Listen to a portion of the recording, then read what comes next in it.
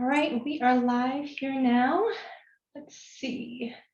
I don't think we have anyone who has joined quite yet, so we'll give it a few more minutes. We're a minute early. So, thank you all, ladies, for joining. Really appreciate your support. We love to support you. Well, I can speak for, I'm sure all of us love to support you, and you're doing great things, and I'm honored to be part. Awesome, thank you, I appreciate that. All right, so we'll just give it a couple more minutes here and then we shall get started. I am very grateful too, Amira. Bless you. Thank you so much, Nita. I appreciate that.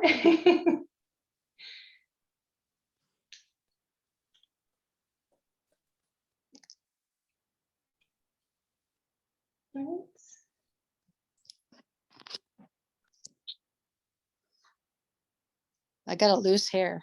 There we go. So I'm actually going to go ahead and pull up my slide deck and we can get started here. So first I have to share my screen.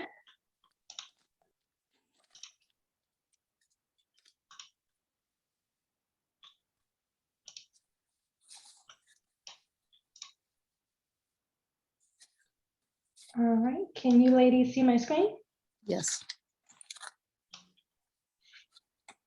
All right, so we will go ahead and get started. Thank you again, ladies, for joining. I really appreciate your support again. This is so awesome that you ladies are here. So today we'll be talking to Tani, Sandy, Shelly, Nicole, Rachel, Angie, and Anita.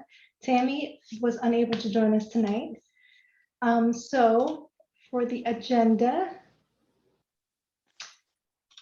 once it clicks here, I'll just do that.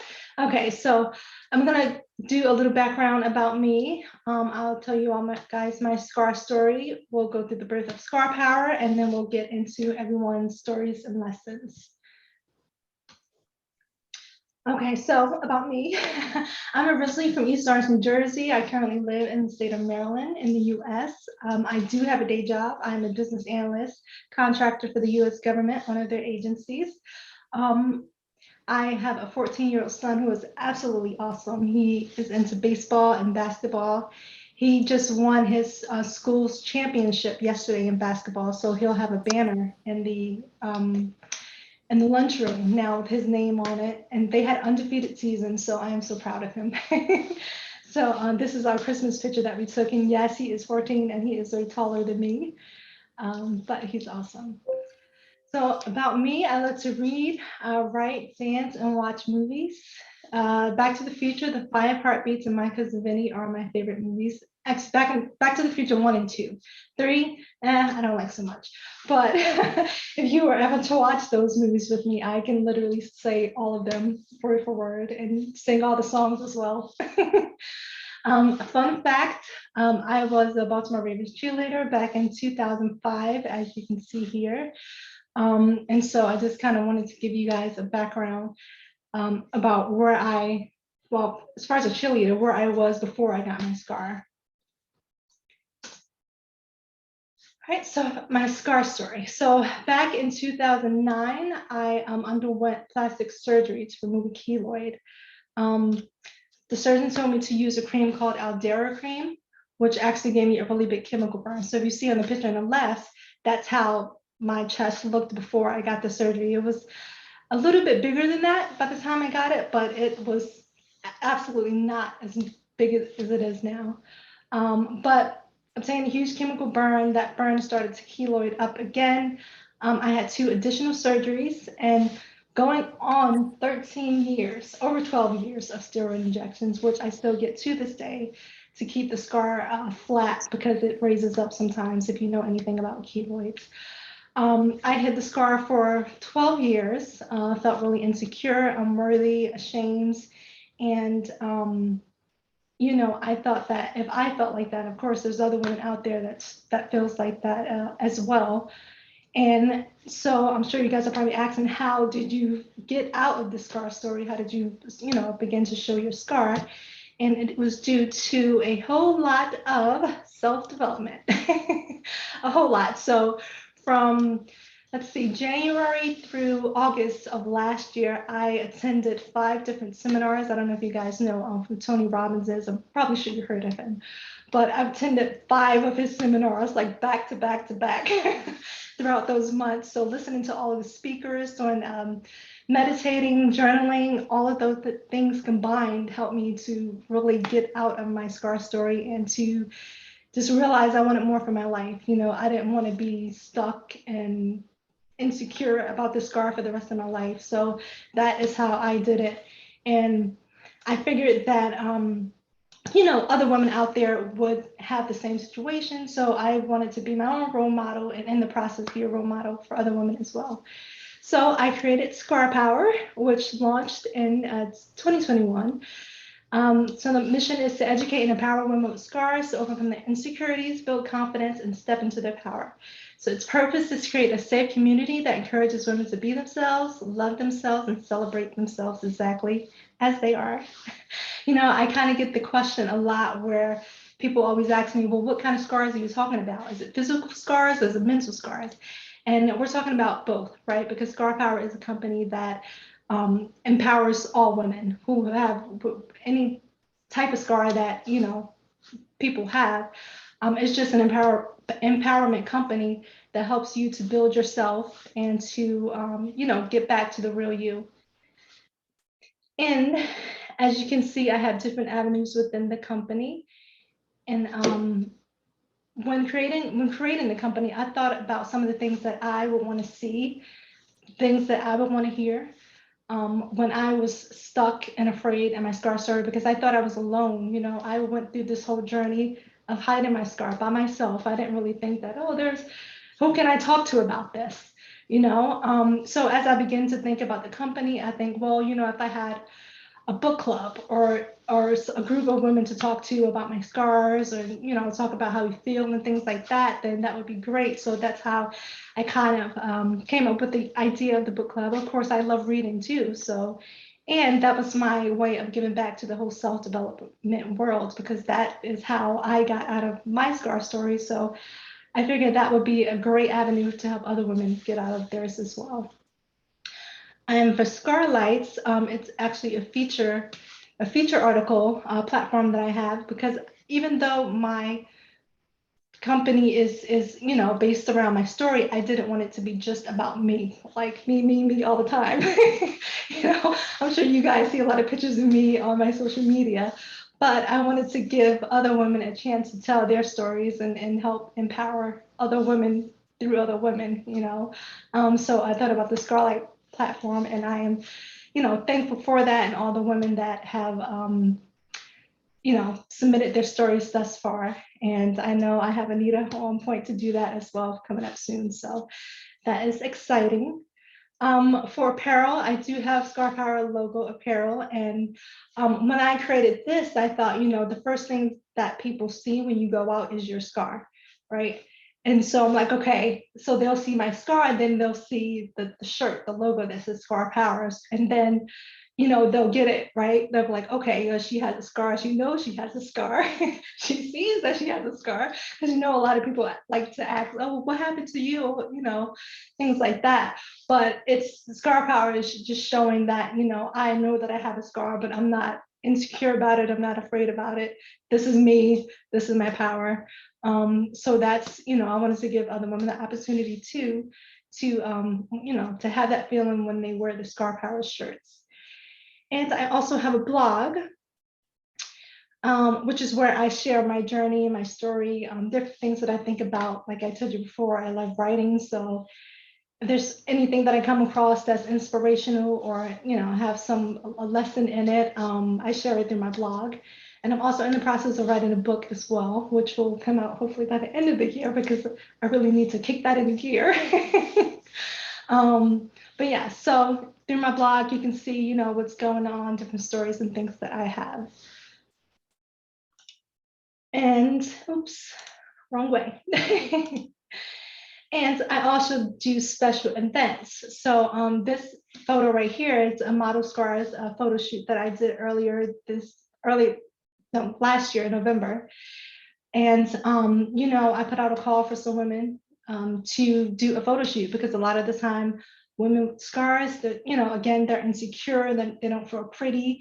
I just wanted to give a chance to women to feel beautiful and show their scars in the pictures. And so, I use this for advertisements and on my social media and things like that.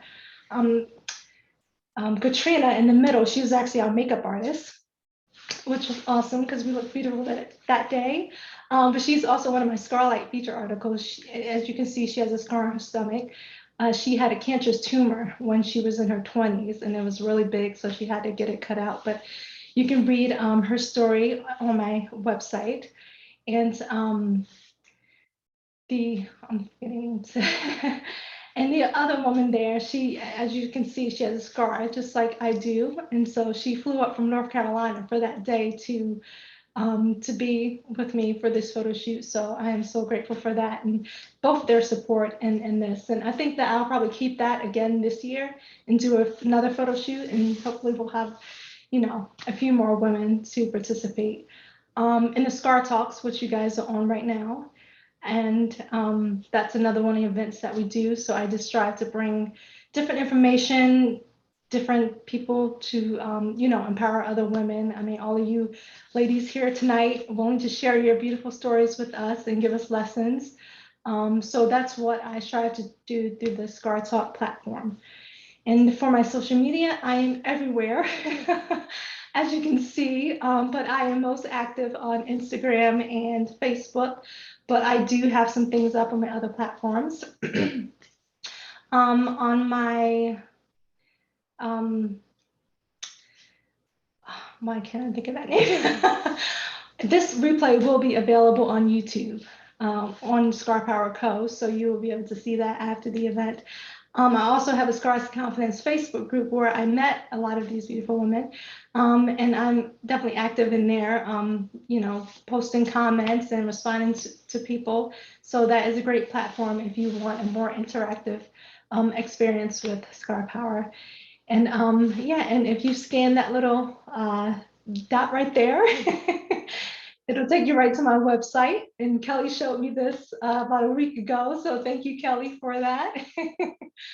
And so if you need to reach me, you can reach me in any of these platforms, and my email at amira@scarpower.com. So that is the background information about me and my company. And I am going to stop sharing. And I will begin our talk. All right, ladies, so the first one up we have is Nicole. So Nicole. Hi, everyone. So let me give you a little introduction of who I am. I am a marketing professional by day, but the core of what I feel like some of my existence is I am a keloid skin activist. Amir and I share the same skin condition.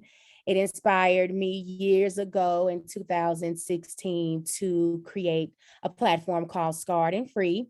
And it was my effort of gathering all keloid warriors from around the world on one platform. It has expanded since then. It is now an entity still as well as a keloid activism platform, but it's more so for global activism, transparency, and visibility into the condition itself, and also in the life of warriors. This is to control the narrative, the root cause of the issue, the lack of funding and treatment modalities. Amira here stated she's been getting injections for 12 plus years. So you can see that we need better options for this condition, and also to shine light on the severity of it.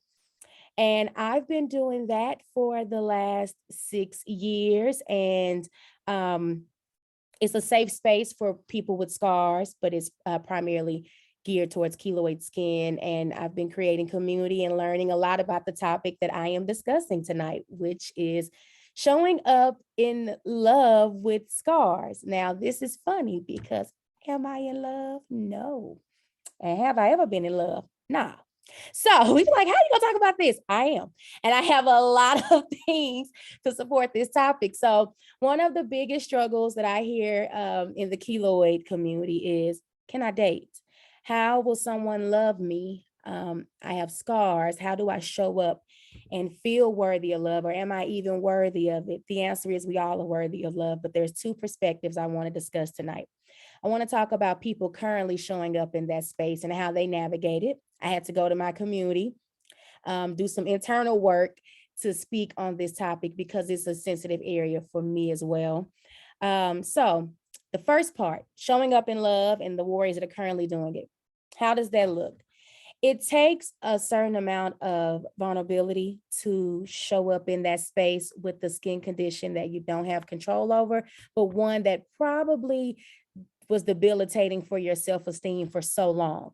And so being able to show up requires you to know how to love yourself properly and being confident in that, your ability to love yourself so that someone else can love you.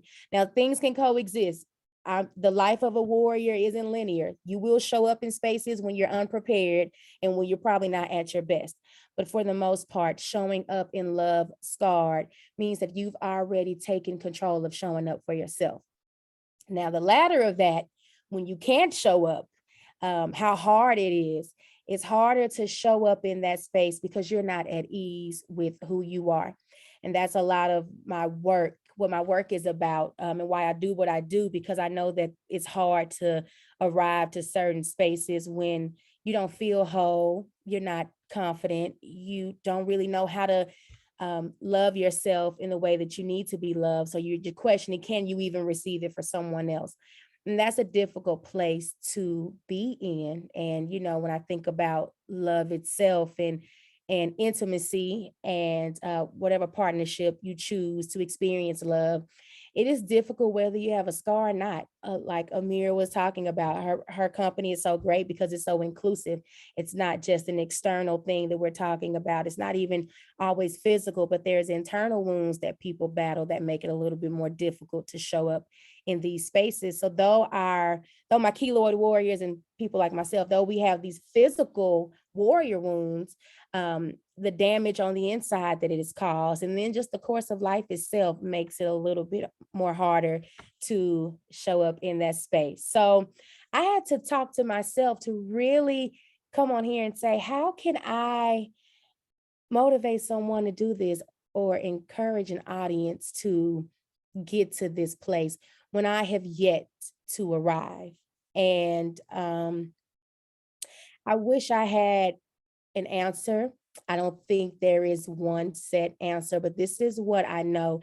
It takes a lot to get to a place where you are willing to give and receive and feel worthy of that. And it also takes a lot to free yourself from you believing you're a monster. I keep going back to what you're saying, Amir, because you and I relate so much with your stories. That's how we're so merged, because I thought I was alone. And as keloids grow, if you are unfamiliar with this condition, it is a nodular growth. These scars grow. They are 3D like. They protrude off the skin and they just take over the skin in a lot of cases. So just to give you a visual representation of that and why it's so hard. So I wish there was an answer or a guide I could give or tell you, hey, do this, and it'll work.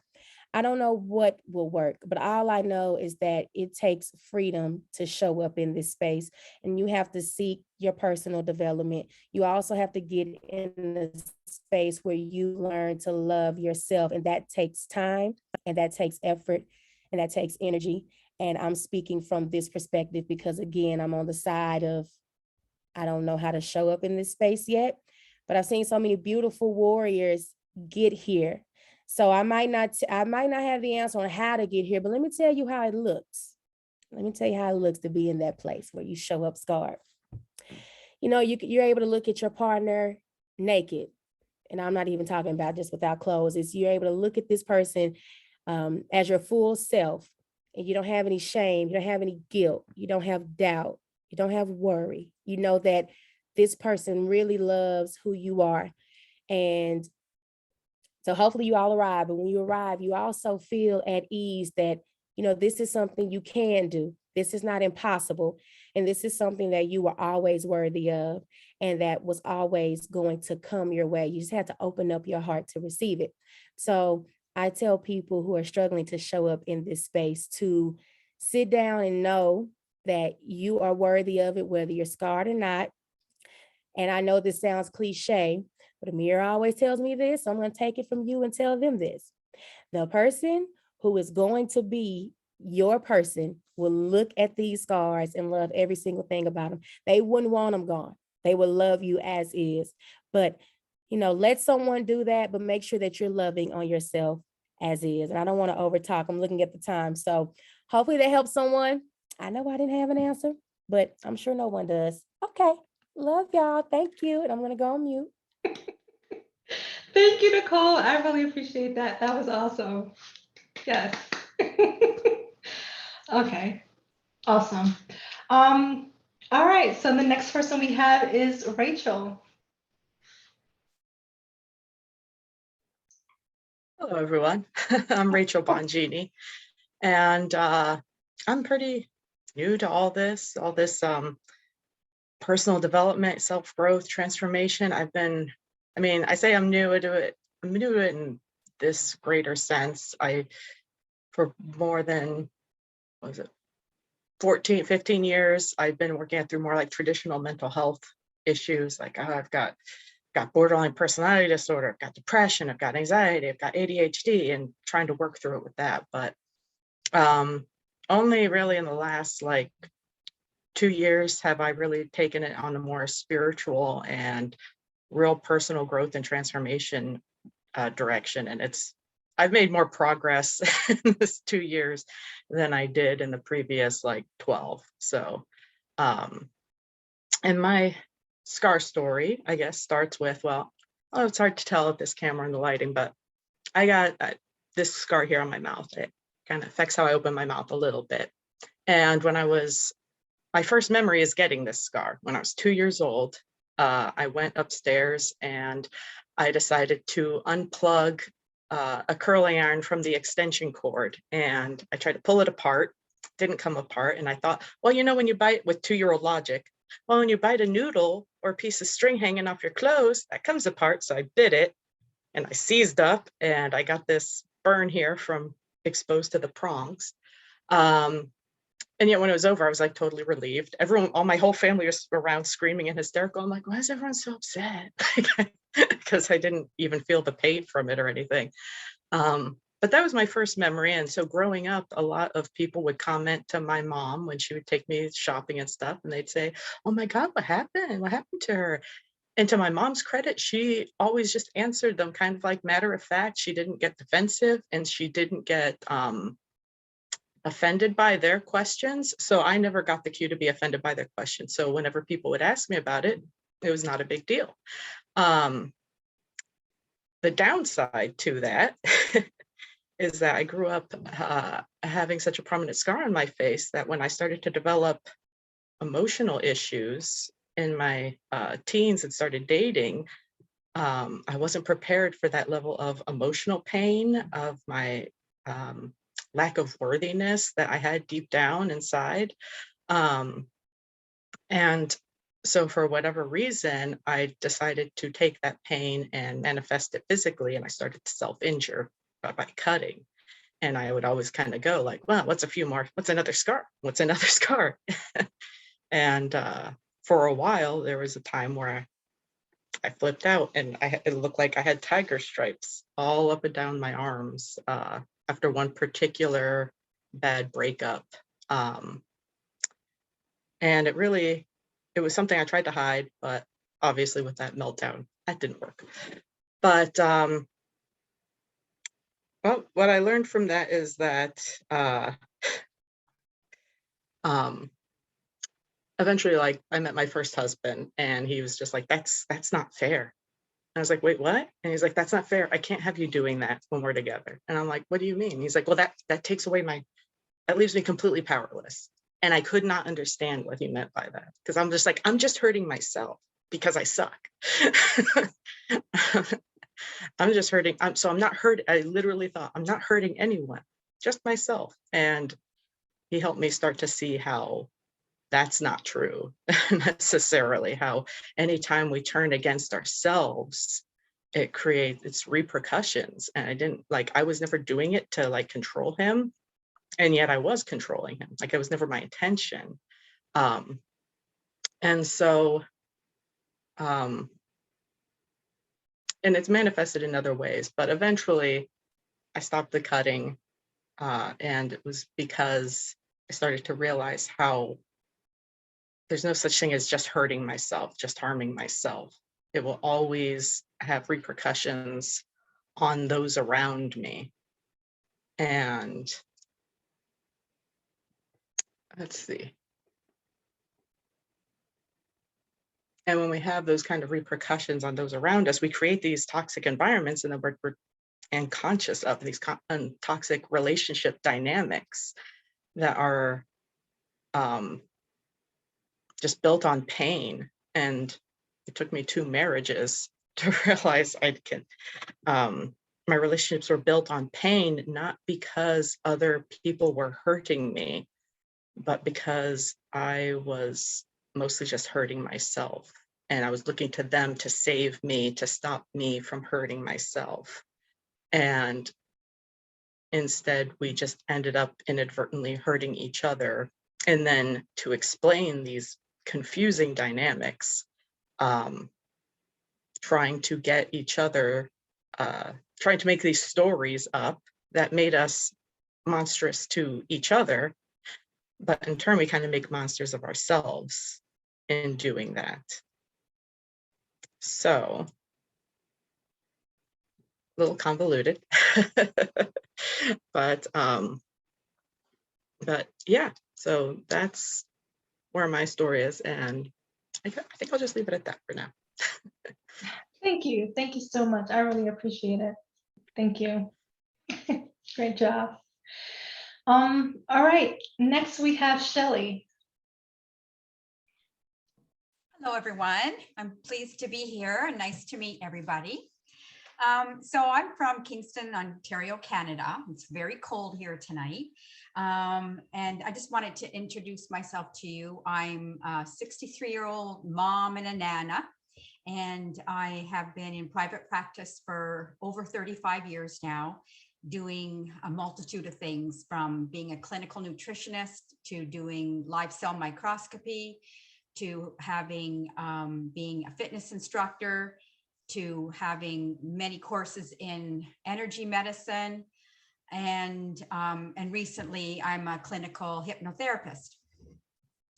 My last modality that I learned is probably the most amazing one, because it has helped me the most over the years with my scars. So I have had scars that are physical from cancer treatments and being abused on a gurney in the surgery room, which was traumatic and left scars on purpose by the surgeon.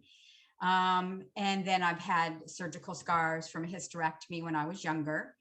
And they heal, and they keloid over, and I did the emu oil, which helped a lot for the scarring to keep things at bay. But then I think the hardest one, which are our hidden scars. And I can speak for a lot of people, since I've been doing a lot of hypnotherapy on people. A lot of the hidden scars are the hardest ones to treat, because we can't find them. They're not there for us to see every day. We can feel them, but we often like to keep them hidden, and we keep them down deeper. And so those are the most damaging scars. And I find that even a physical scar or a surgical scar or a self-inflicted scar or anything, any kind of scar, will leave a trauma, and all of them do. And so that's one of the things that I have kind of my niche, which started to be in weight loss in my private practice, which I still do. And I do hypnotherapy for that, and smoking and emotional abuse. But my love is to reinvent yourself and how to reinvent yourself. And so the things that we have, the panel, the things that we have in common are our physical scars and emotional scars and all these deep seated scars that we have. And sometimes it's a description of an event that scars us. It's not actually a physical scar that you can actually see. And there's lots of those. And a lot of people have them, don't realize that it's a scar.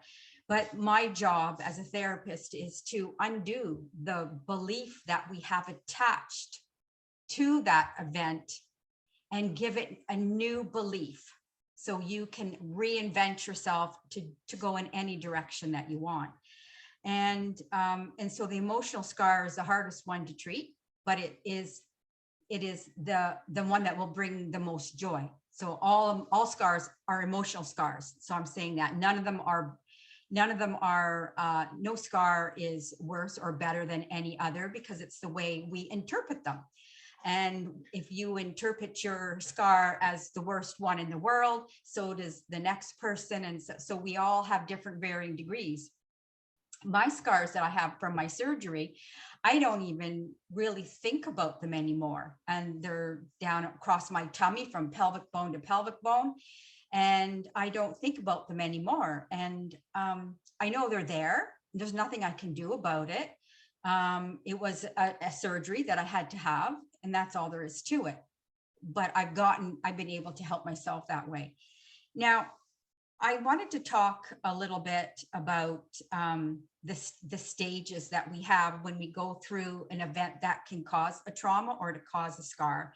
And everywhere you'll see 7 stages of grief. And I went through this a couple of years ago. My husband passed away, and after he passed away, who I thought was somebody who loved me dearly, and I loved him dearly, turned out that he had been a con artist with me. And I didn't know this until 3 days after he had passed, and he had committed fraud against me. Once I started uncovering documents, I realized what he had been done. So he committed fraud against me. He stole from me over $90,000 that he stole from me. He hid all the banking records and the mail and things like that from me, so I never knew it was going on. Why would you think that your husband was doing this to you?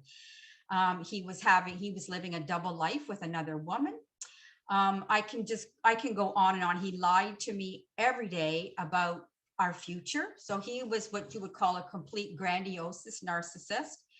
And I was scarred from that event the hardest, because it's really hard to imagine that somebody who says they care for you and love you actually don't.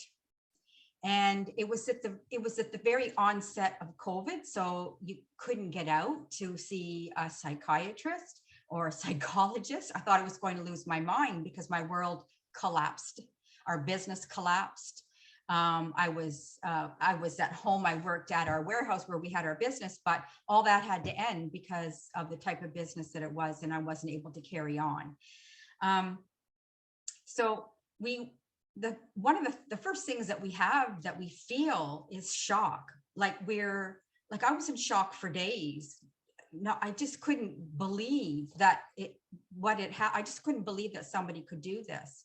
And I knew at that point I wasn't the only one, that are millions of other women and men who have to go through this, whether it's from a spouse, a partner, a sibling, a parent, that there are people that get defrauded out there. So I was in denial and in disbelief at first. And I thought, well, it can't be right. I mean, there must be something wrong. Like all the things he said we had, they got to be there somewhere, but nobody existed when I started to look into them. Everything was a story. So that was very painful, which is the third thing that we can go through is we can have the pain inside. So physical pain, emotional pain. It's bitter. You sob your eyes out, you dry your eyes, you pick yourself up, you move on. And then the next day you may go through the same thing every day. It didn't take me, and then I went through guilt thinking, Shelley, how could you have allowed this to happen to yourself? And then you think about all of these events that have happened over the 11 years of our marriage, and my body only allowed so much of them to come forward or up at a time. That's our mechanism that we have to protect ourselves.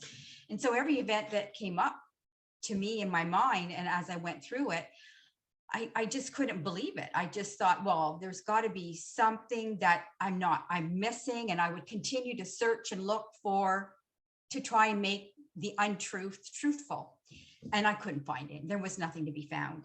But then I got angry. I got very angry, and it didn't take too long, only a couple of weeks. And I became a foul-mouthed sailor in my own home. I punched the air, I cursed, and I swore at him. I needed to get that out, and I did that for several weeks. I screamed, I went to the water, and I yelled out. I hated him. I would never forgive him. I had any emotion you could think that encompasses anger. I experienced it, and it felt good to get that out. And I told people about it, that I was angry and what I did, and they laughed and snickered at me, thought that was really comical, but it was very therapeutic. And then after the anger passes, you have this bargaining thing with yourself. Okay, so I now know that I'm broke. I've been left in debt. I have people after me for money for things I didn't even do. The government's after me for tax money from a business I didn't even own. So you start trying to bargain with yourself, and you're thinking, well, if I just do this, or maybe I'll just go bankrupt, then maybe I can keep my head above water. But you're a fighter, Shelley. You know that, if there is something that is in your name that he's done to you, the RCMP here, which is the biggest police in Canada, and the local city police, even though I filed reports, there's nothing that can be done because there's nobody to punish. He passed away. And so it kind of leaves you with more scars. It means more scars and more hurt from the organizations that you're reaching out to help you. There is no help. The only help that you get is from your family, who care for you and love for you, and what you tell yourself inside. So then at that point, then we go through a depression or melancholy. Some people go into a very deep depression, and you feel hopeless and you feel helpless, and you don't know where to turn for help. But you still keep picking yourself up by the scruff of the neck and getting on with your day. And I was constantly, taking more courses and so forth. And all this, and is still COVID is going on, and you can't get out and you can't socialize, and it makes things a lot worse. And then after your depression, you start to have an upwards turn where you kind of see a little bit of light at the end of the tunnel. And everybody's journey through these stages can be very long. Some people take years and years and years and years to go through all these stages. I knew I couldn't do that. I knew I couldn't. I never wanted to consider myself a victim, even though I knew I was one technically, but I didn't want to think of myself as a victim, because having that victim sense in me made me feel powerless. And I just thought there is no, and excuse my language, but I just thought there's no damn way I'm giving him any power over me anymore. It's done. So the upward turn and all that was a good for me to see the light at the tunnel, feeling just a little bit of hope in you. And then you learn to accept what happened to you, and it gives you a little bit of hope, even though it wasn't very nice what happened. I still, cry. I still have events that make me cry, but I accept it now. And now I'm here to help others who have gone through the same thing or who are going through the same emotions. And one of the big things in these stages is to reconstruct your life. That's big. We all do it. We all do it in some way, helping, like Amir, with organizations, and everybody here that is helping others in some way, shape, or form, and that helps them heal as well.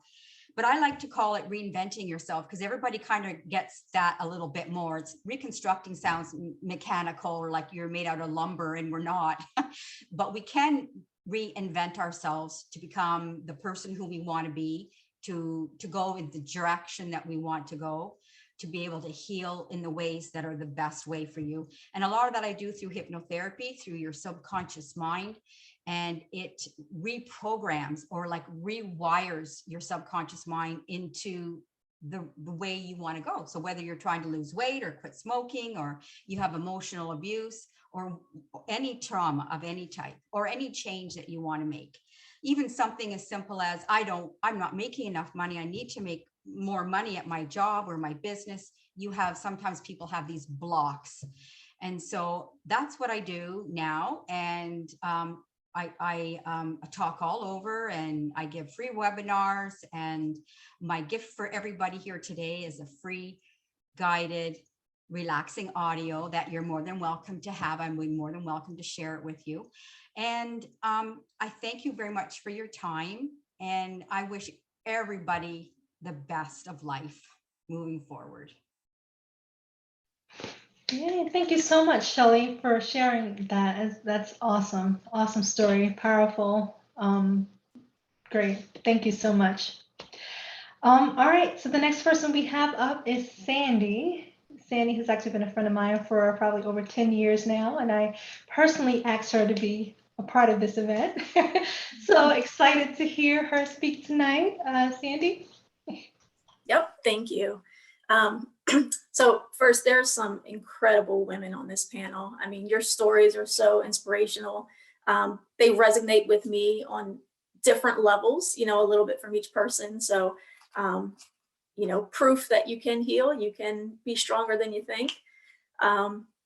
So I'll introduce myself. I'm Sandy, like Amira said. I'm HR during the day, single mom all day, every day. And my scars, while not necessarily physical, they're from an emotional perspective. So, and that came by way of previous relationships, in particular, the most recent. There were some things that I experienced within that relationship that was very new to me. And you start to question yourself. You know, you recognize little signs along the way here and there. And then one day you're just like, am I crazy? You know, this person's telling me I'm crazy, but I don't think that I'm crazy. And then so you kind of reach out to your friends and you bounce it off one another. And what ended up manifesting itself in the form of emotional and verbal abuse from this person. And again, new to me. So I thought, you know, this can't be normal. Maybe I'm doing something wrong. Maybe he's right. It's me, right? You start to blame yourself. You start to believe the negative things that you're hearing about yourself. You begin to isolate yourself from your family, from your friends, because you don't want to share these experiences, right? Because they're embarrassing. You want to keep them to yourself. You don't want to be judged. You don't want them to form opinions about this person and, you know, and how long they're going to stay in your life. So you internalize this and you try to figure it out on your own. All while thinking you're going crazy during the whole process. And that kind of dumped me into this depressive state and diagnosed with depression. You know, talk therapy was relatively helpful. Generally, I'm a closed off person. So opening up and being vulnerable to a complete stranger was very new to me, and it was very uncomfortable in the beginning. And what I learned is it wasn't me. I'm not crazy. You know, some of the things that I had noticed and, you know, brought to that person, like, you know, this isn't right. Not only was I correct in identifying that it was wrong, but it has now created triggers for me, right? And I'm sure everyone has certain triggers, Shelley especially. I'm sure you have a lot of triggers. But so now when I see certain things or hear certain things, like it's automatically a trigger to the point where I will just disassociate myself completely with someone for the slightest thing, because I'm like, no way I'm going back down that path. It was a very dark one. It was a very lonely, dark path. At the height of that dark path, as Amira mentioned, we've been friends for ever and a day. And Rachel talked earlier about inflicting self-harm, right? So Amira probably knows where I'm going with this. So my doctor, because, you know, when you're in this state, you're not sleeping, you're not eating, you're not taking care of yourself. You're not your best self. And being a single mom, my kids are seeing this. Like, my kids aren't getting the best mom because mentally I'm crazy. I'm smiling on the outside. Hey, let's take a trip. Great job, girls. But on the inside, I'm taped together and hanging on by a string. So my physician had prescribed medicine to help me sleep. And one dark evening, I said to myself, you know what? I don't want to wake up tomorrow. So I wanted to take a whole bunch of sleeping pills, and thankful for Amira, because she actually came in and helped that situation and actually took me to a family member's house where I stayed the night. Was able to talk, kind of get my mind off things. But that self-harm seems like the best option. At the time, you're just like, this person hates me. They tell me nothing but terrible things, like I'm terrible. My kids are seeing this. I'm a disappointment to myself and my family, and I can't talk to anyone about it. I just don't want to wake up tomorrow. So through that long journey, that long, painful process, I've read a lot of books, listened to a lot of audio, engaged in, folks like this who can actually share their stories and what helped them. And one of the audiobooks that I listened to recently is called Try Softer. And what it really gave me an aha moment, because it helped me understand the why I accepted certain behaviors, the why I thought certain things were okay at first. And it actually stemmed to some childhood trauma that I didn't realize I was holding on to, that I didn't realize it impacted me today. I saw abusive relationships growing up, so that was normal, essentially. I would hear how, men would speak to women or women would speak to men, and that was normal, but it's very unhealthy and it's very toxic. So there were triggers from my childhood that impacted this relationship that I was in. And I didn't realize how that impacted me, but those triggers would come forward in this relationship and I would react negatively. And so that person is feeding off of that negative energy, and now they're negative. And now we're trying to hurt each other because I'm hurt and they're hurt. And it just became a mess. And I really, truly didn't realize, like, this is a reflection of things that I haven't healed from, things that I buried deep within me, that I was a kid, I'm an adult now, I don't have to worry about those things. It impacts everyday life. To this day, so my dad used to punch holes in the walls when he got really angry. So to this day, if I'm sitting somewhere and I hear a really loud noise, it startles me. My heart beats like uncontrollably, and it puts me in that space, even if just for a brief second. It's a trigger, and it's odd because I was just a little girl and I haven't lived with them in decades, and I don't run around punching my walls, and no one's done that since, but it's stuck with me and it's still there.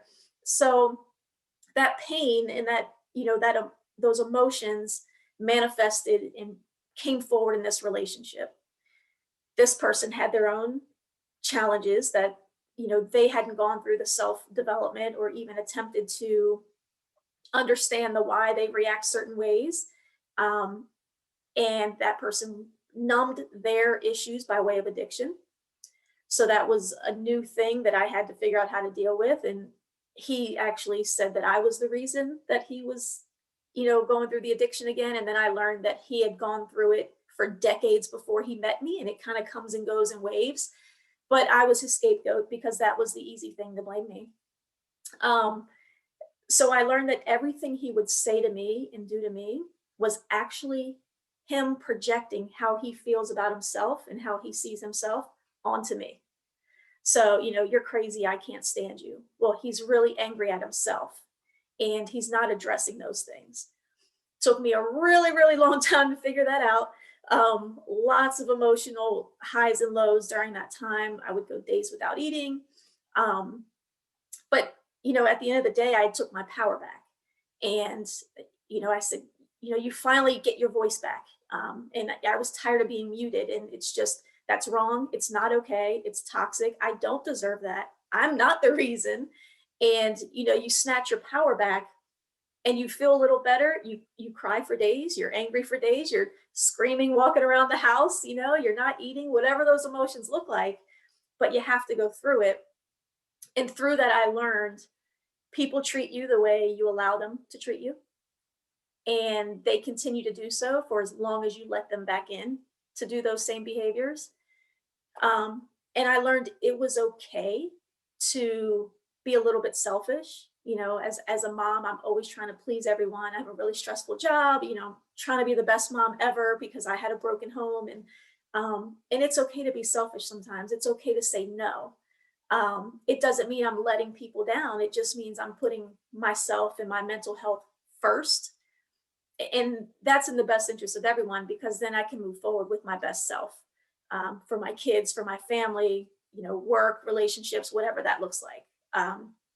Very long journey, no longer isolating, you know, still on, you know, the depression medicine, because I don't know that that's ever truly going to go away, but I'm able to understand more about myself and where those behaviors came from, and the why behind why I respond certain ways, or why I don't respond or speak up when I should, out of, you know, fear of making someone angry or disappointed. I no longer have those concerns. It's more of a take me as I am. I'm perfectly imperfect, and I'm okay with that. And tough lessons, but once you get on the other side of that dark hole, you can then look back and say, wow, I'm stronger than I gave myself credit for, because I was through the dirt and, you know, all by myself. I'm here. And you know, so I think my lesson was, people treat you the way you let them. If you let people in and out of your life, they'll continue those patterns. It's okay to be selfish and take your power back. And mental health is, I think, under discussed in a lot of areas, and the most important piece. It truly connects everything, as well as your past. Thank you, Sandy. Oh, that was so awesome. And yes, I've seen a lot of this, so I applaud you, because I know where you are now and how far you've come. So you got it, girl. And thank you to everybody who's talked so far. I mean, you guys have just been vulnerable and, you know, putting it all out there, and I really appreciate it. This is awesome. Excited. Okay. Thanks, Sandy. All right, so the next person we have is Anita. Hi there. Hi, everybody. Thank you so much, Amira and Scar Power, for having me on. I just want to start off a little different here. I'm going to dedicate this to Shelley. All of you women so far have just been amazing, but Shelley, I'm talking to you. Girlfriend, you really resonate with me. And one of it was because I myself was the fraud. And some people would say that I was the best actress I could ever be without receiving an Oscar, because for many, many years, I didn't let people see the real me. I just, you know, came with this beautiful smile, big heart, but it's a really hard journey, very tough to put up with, trying to be a people pleaser. And I'm sure a lot of you do relate to that. But this is for you, Shelley, okay? Every person from your past lives are a shadow in your mind, good or bad. They all have helped you write the story of your life and shape you to be the person that you are today. And I'm proud to say today that I am not an actress anymore. I gave up my crown a long time ago. Thank you. I am a author now. I am a motivational speaker, just waiting for COVID to end so I can get back in front of lots of audience to let them know how I overcame a lot of struggles. And I just want to tell you that my story began 61 years ago, when I was born to two people that decided that it was okay to physically abuse a beautiful little girl like myself. They used to say I was like Shirley Temple. I had these little curls that would just bounce and roll when I ran and smiling. And I would do that to the name of basically little shit or gutter child. Now, when you're little, you just accept that's your name.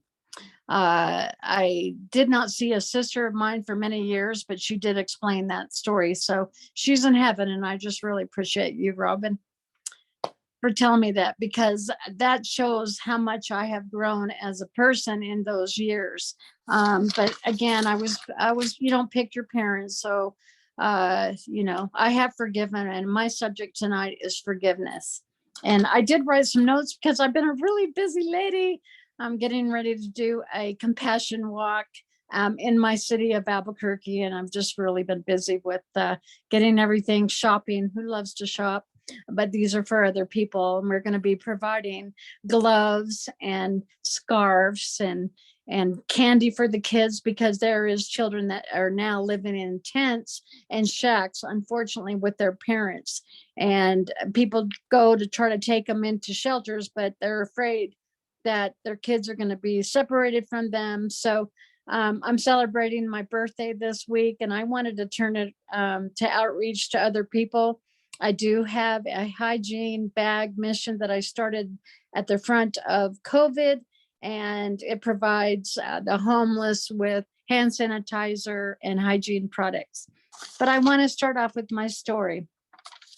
So as I told you about my parents, from there, I got used to being treated like crap. I just accepted it. So that went on to being married at a young age, because I was eventually taken away from my parents. So I say, praise God, because he's always there. And that's my testament, and that's my story. And it has helped not only myself for healing, but many, many more. So I tell you the story today of me for myself, and then also for others. And I actually learned how to put myself first. So that's why I said myself first. So from there, from the childhood, I went on to numerous relationships with abusive men, because that's what I was used to. And so I was really blessed to have 3 children, but I just know that they're adults now and they love me so much, but I just feel bad sometimes about what they did and what they went through, because I'm their mom. But we have talked many, many times since then, and they applaud me. I also have an alter ego.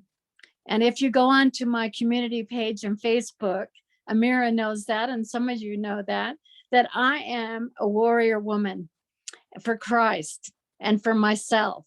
And as I mentioned earlier to someone on the panel, that it's Kindred Spirits, Warrior Women. I have been featured in 2 books lately. The first one, a publisher reached out to me while I was on a mission trip to 10 states this summer to outreach to a lot of homeless and runaway people. And it is called Women Who Shine. I'm going to hold it up. See, there we go. And it is available on Amazon. And although I just wrote that 1 chapter, you'll get to know a little bit about Anita more, and a little bit in there. And then from there, I just wrote a article, and it's called Scars of Survival. And it is a picture of me as Anita, the warrior woman, on the cover story. So y'all check that out. I do not look to be almost a 62-year-old. So I'm always very thankful for that. But I'll tell you, my scars are internal.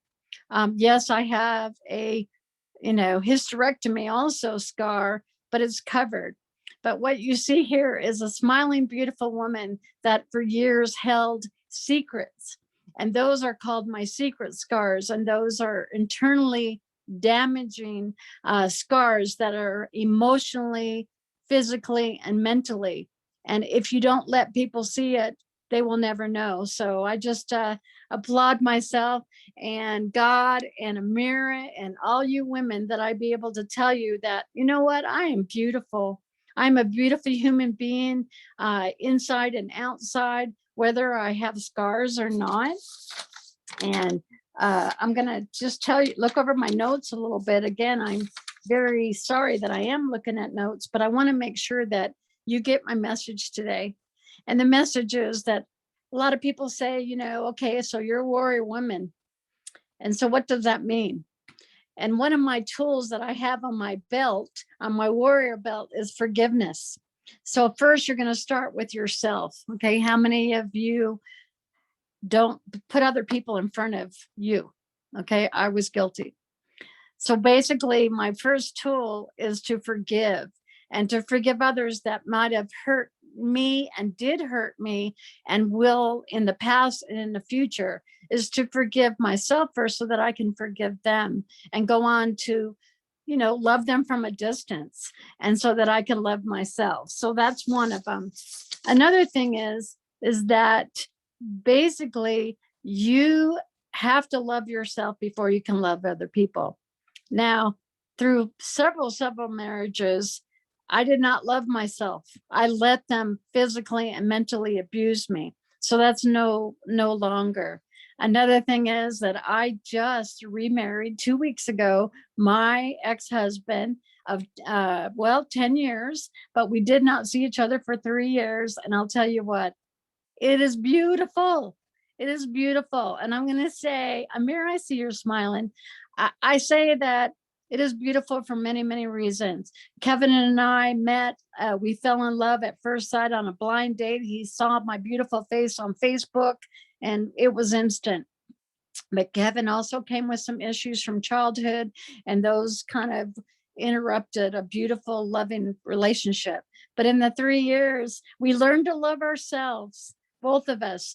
And not only did we become stronger, but we also became more spiritual together. And through that is my testimony. I don't know if you all can see. Okay, so I just want to tell you that with this COVID and our beautiful little mask, my trademark is my smile, but a lot of people can't see it. Again, it was my award that I got for being an actress. But my shirt, so now that they can't see that smile, I wear affirmation shirts. And I love yours. I love yours, Amira. And I want to have a whole closet of yours because it was scar power, whether it's inside or outside. But I just want to leave you with this. My shirt today says brave, strong, I'm proud, I'm fearless, and I'm bold. And I just invite all of you all to join me in that. If you don't have to get a shirt, if you can just stand up, speak up like me, we're going to go far. I love you all. I don't know you, but I radiate love. Thank you, Amira. Thank you, Anita, for that. That was awesome. And you do have a beautiful smile. Awesome. Thank you. I really appreciate that. Okay. So next one we have up is Angie.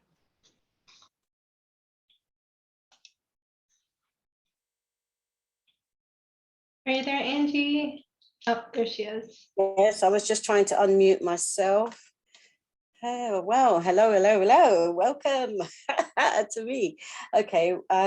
Yes, my name is Angie Mack, Angie Mackenzie, and I'm also known as Lady Unique.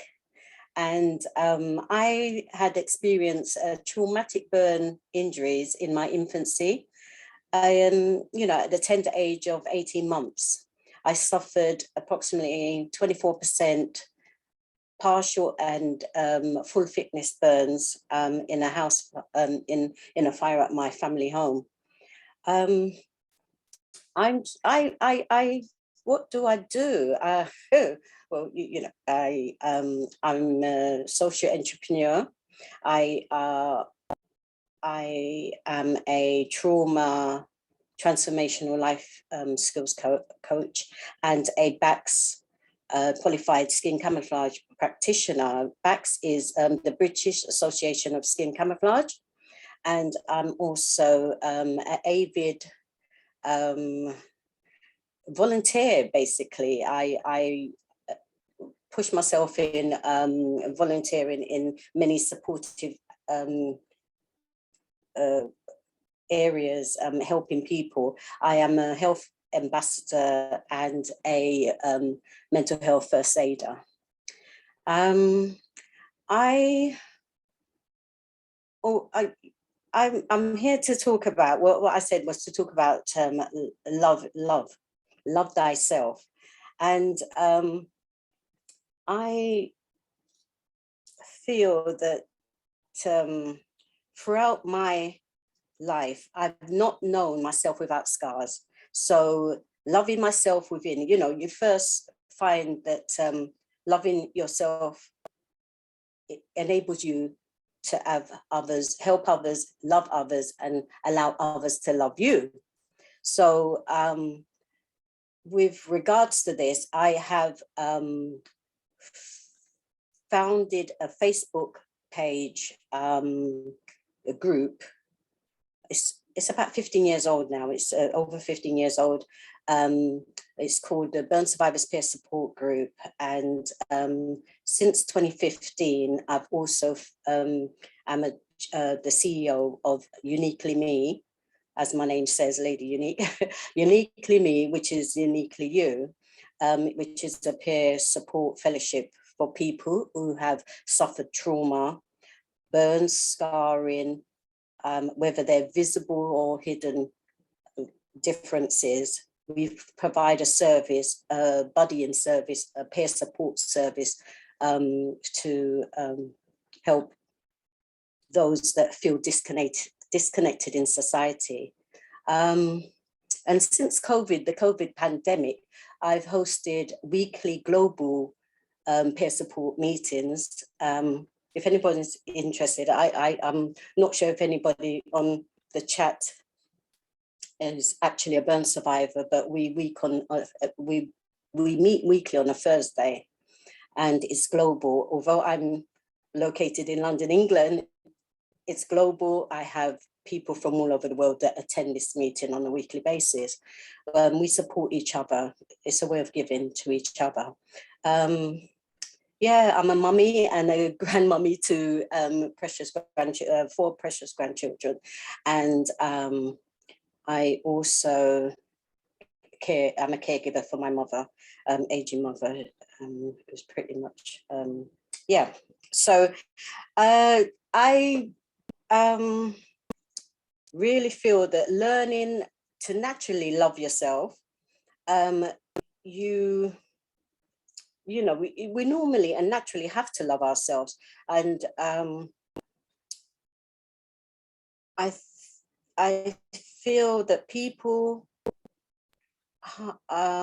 sorry, are dealing with a lot of scarring, whether it's hidden or it's a physical, which is visible, basically. Myself, I have visible scarring on my face, and I also have hidden scarring on my body. So the hidden is invisible to others, but I know it's there for me. And people also suffer with emotional, which is internal scarring, and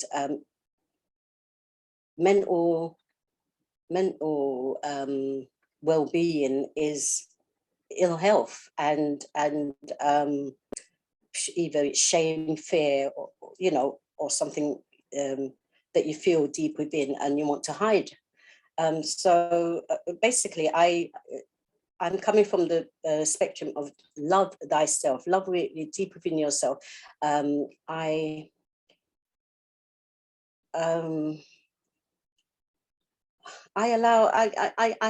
help others, and being very supportive in helping them to be able to tell their story. I always say to them, you know, whether you feel that your voice shakes, people are there. You are helping, by telling your story, you are helping others. Everyone's got a story within them, and no matter how you tell your story, that is your unique story. That is unique to you, and other people want to hear it. So for me, I'm just going to end with like, what I say to myself is that I am strong because I have been weak, and I am confident because I've been afraid, and I am wise because I've been foolish, and I yeah. I say that to everyone, that I am enough. So thank you. Thank you so much, Angie, for that. I appreciate it. Yes, we are all enough. Awesome. Thank you. All right, so last but not least, we have Tani. You're up, Tani. Thank you. Oh, thank you. Oh my gosh, ladies, my heart just goes out for each and every one of you. Wow, what stories you have. And please keep sharing, because there is always someone out there that needs to hear your story. Oh gosh, just amazing. Just so proud of all of you and what you've overcome. My story is that mine started off when I was about 5 years old, being molested from a family member, which led me to have the wrong idea about what touching someone is, as far as, sex. And that led me down the wrong path as I got older as well, and in choosing the wrong men that I married. But my first husband was an alcoholic, and he was also a sex addict and had an affair. We were married the 6 years is when he did that. And so I left him and returned back here to Colorado with my children, only to meet another man that we started off as an affair. And so then we ended up getting together, but I was dating him for about 4 months, and I ended up pregnant, and was told that I needed to have an abortion. Already had 2 children. And so I chose to do that instead of standing up for myself.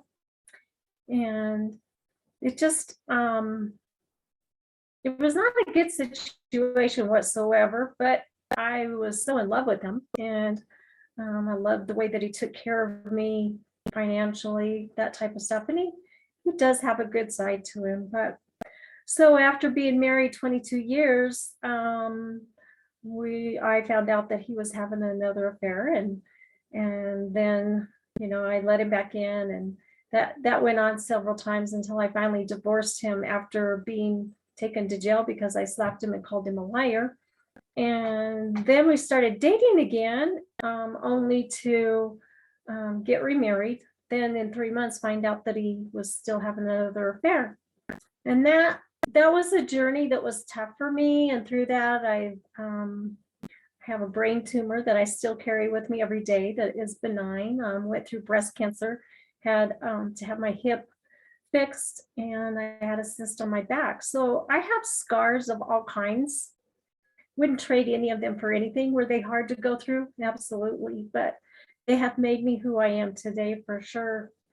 And it has led me on this journey that I am now on, as being an author, with my 4th book being published by the 1st of March, called Healing Broken Women. And that is my ministry. And I go out and I love to speak, and I love to share with women, you are worth the healing. My recovery came about from going through Dr. Doug Weiss's 12-step program of being a partner or an ex-partner of a sex addict, intimacy anorexic, narcissist.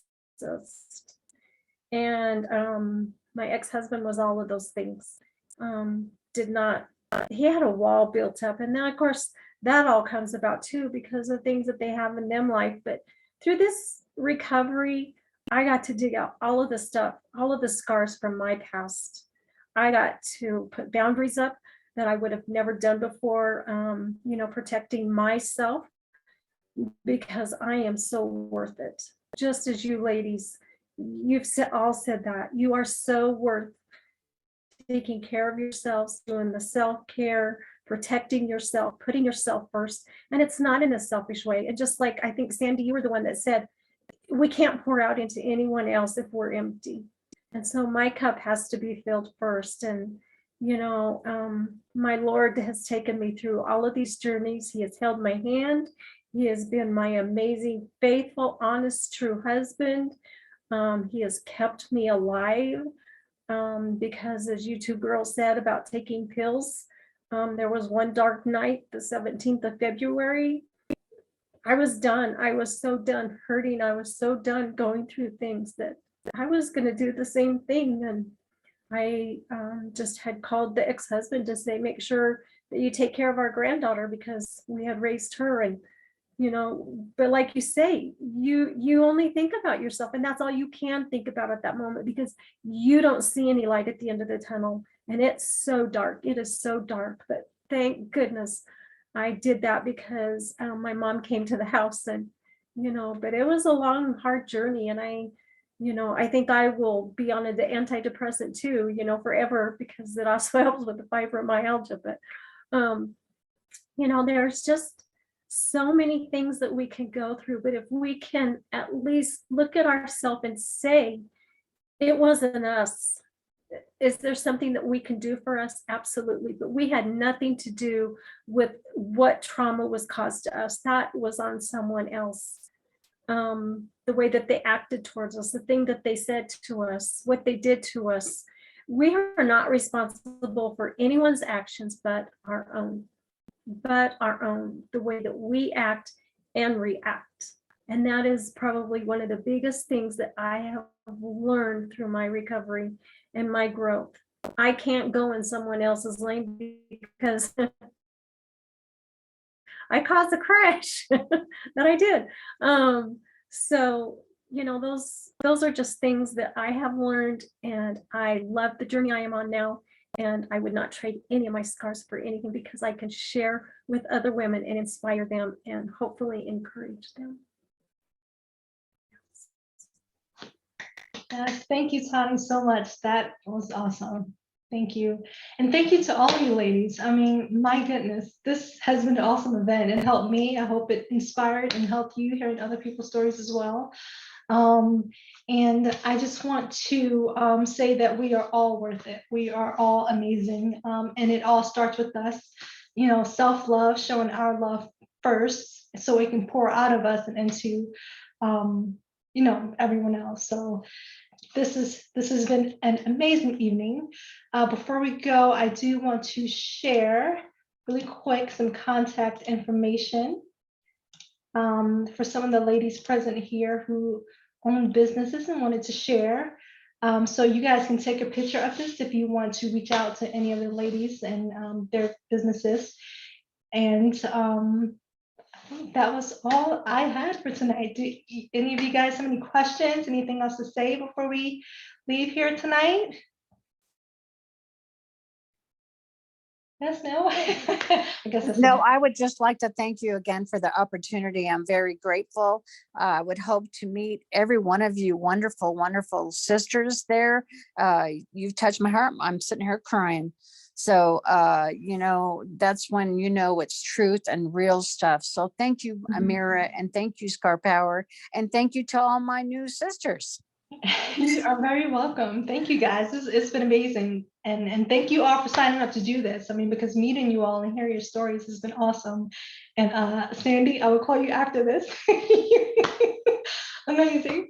But all right, ladies, it's a wrap. Thank you so much for joining, and I will talk to you later. And the replay will also be uploaded. Just give me a couple days to do that. It'll be uploaded on my YouTube, and I will make sure to send that out on my social media and in the Scars to Confidence group, so you guys will have it. Thank you. Awesome. Okay, Amira, do you know the contact information, what you've got up? Would that be available? Because when is that going to be? Yeah, I'll send it to you. I'll send it to you. And if there's anything else that you guys want to send out, yeah, just send me an email and I'll send it out to the participants here. I think, Shelly, you said you had like a free something for them. So yeah, just send me whatever you need and I'll send it out to the people who attended tonight. Okay, thank you so much. All right, Okay. no problem. Thank you, guys. Thank you so much, Amira. Thank you, everyone. Bye. Stay safe, everybody. Bye, everyone. Bye. Okay, bye. Take care. Bye.